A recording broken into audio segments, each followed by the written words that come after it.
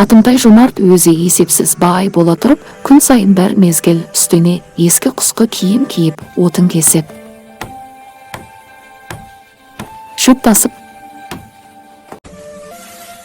жұмыс қылады екен. Бір күні өзінің жақын таныстары сұрады дейді.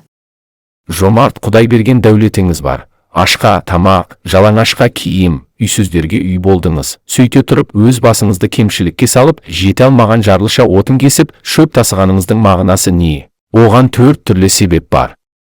Әуелгісі, әдемі ат, асыл киім. Асқан дәулетті өне бойы әдет етсең, көңілге жел кіргізеді. Сол желіккен көңілмен өзімнен терезесі төмен бейшаралардан жиреніп, көз салмай, кем-кетікке жәрдем беруді ұмытармын деп қорқамын. Екіншісі, бар бола тұрып мен жұмыс қылсам, мұның кемшілік емес екенін біліп, кейінгілер әбірет алсын деймін.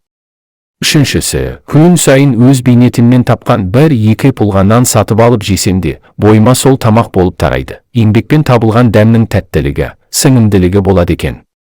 Төртіншісі, Құдай тағаламның берген дәулетін өзім сініп, тиісті орындарына жаратпай, көбісін өзім ашып жеп, өзім тұтынсам, мал берген иесіне күнәлі болармын деп қорқамын деді.